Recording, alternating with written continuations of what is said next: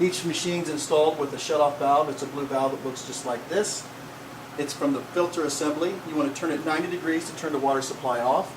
On the larger D machine, the power switch is on the left-hand side. It's illuminated red. Rock the switch to the opposite position. And the CO2 has a valve on the regulator. You want to turn it 90 degrees, as well as turning the CO2 tank to the off position, completely closed like that. After that's done, you want to drop the water pressure from the machine. Start with the tap on the far right, pull it and leave it open. Center tap, and then the CO2 water tap.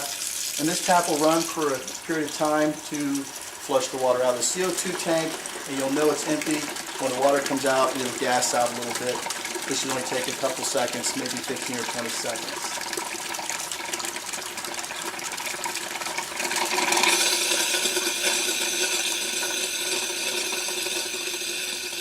Just like that.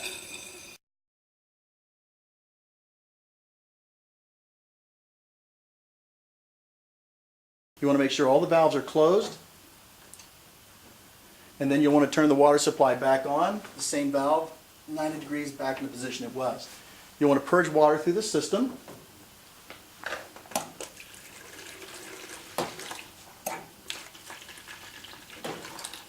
And the CO2 valve, you'll want to run this valve. It'll take a minute or two until the water stream becomes good and a steady stream. Make sure there's no air in it. After you get a full stream like this, shut the valve off. Turn the machine back on electrically. And then you'll come over here. You'll turn the CO2 back on. 90 degrees on the valve. Now you have to purge the CO2 system to bring the machine back into operation. That'll take a couple pulls on the CO2 valve.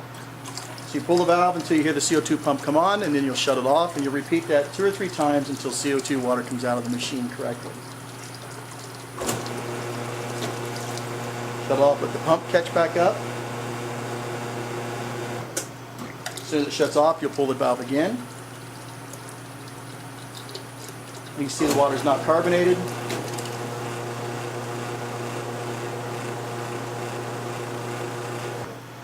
On the third and final pull, you'll see there's good CO2 water coming out of the tap now.